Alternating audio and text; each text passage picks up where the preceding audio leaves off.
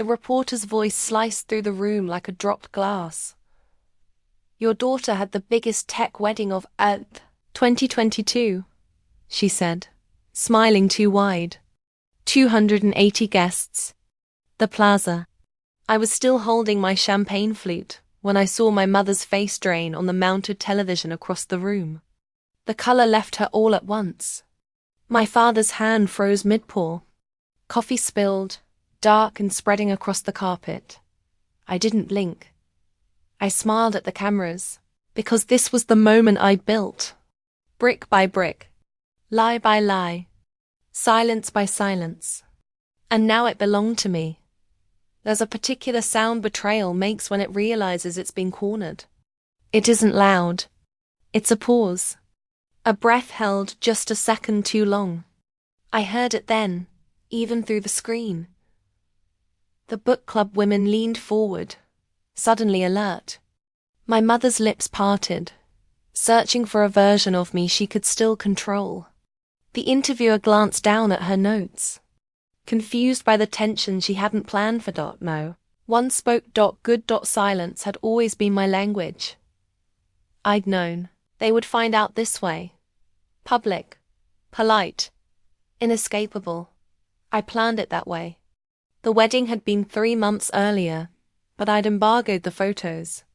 I let the tech blogs speculate. I let the industry whisper. I let my parents believe I was still too busy to plan anything serious. Let them feel safe. They mistook my distance for weakness. They always had. Once I trusted them with everything. When I was 23, I sat at my father's kitchen table with a prototype glowing on my laptop and stars in my eyes.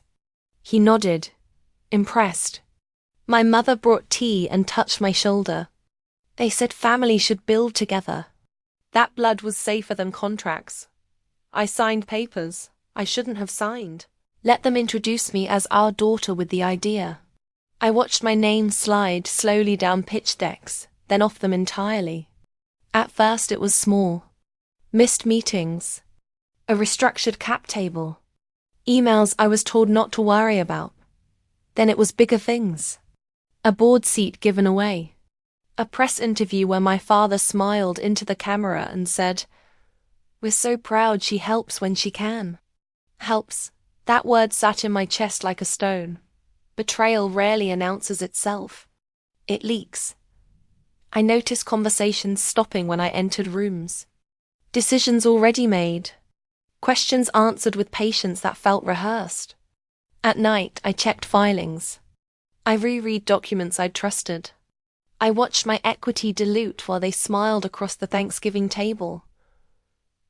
Confusion became hurt, hardened into something. Cleaner. Control. I didn't confront them. That would have been mercy. Instead, I watched. I documented everything. Version histories. Slack exports. Calendar gaps. Quiet side meetings that overlap perfectly with my optional invites. I memorized who lied easily and who couldn't meet my eyes. I built allies without announcing them. A lawyer who liked puzzles. An investor who hated bullies disguised as parents. A journalist who understood timing. I stopped fighting for my place and started designing an exit. They thought my silence meant surrender. They didn't understand it was strategy. Company went public without me.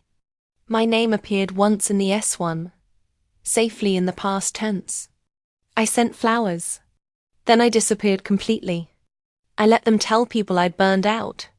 I let my mother explain my absence as sensitivity. I let my father enjoy panels when no one challenged his version of the story. And while they enjoyed the spotlight, I built something else. Something cleaner.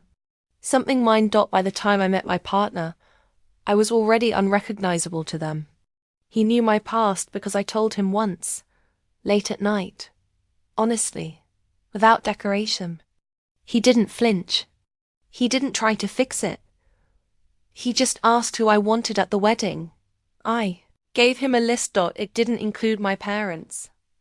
The plaza glowed like a cathedral that night. Not because it was expensive, but because it was intentional. Every seat was filled by someone who had chosen me without leverage. Engineers who followed me out. Friends who kept my secrets. Mentors who never asked for ownership. When I walked down the aisle, there was no hollow space where obligation should have been. Only clarity. We didn't post. We didn't tag. We didn't leak. I waited back in the book club living room. The interviewer recovered first. Were your parents there? She asked gently. Sensing blood, I leaned closer to the microphone. I kept my voice calm, respectful, surgical. My real family was there, I said. The people who supported my journey. The words landed exactly where I aimed them. The producer cued the photos. I watched my parents see it. The reception. The crowd. Faces they recognized from old offices. New logos. Bigger titles. My mother's hand shook.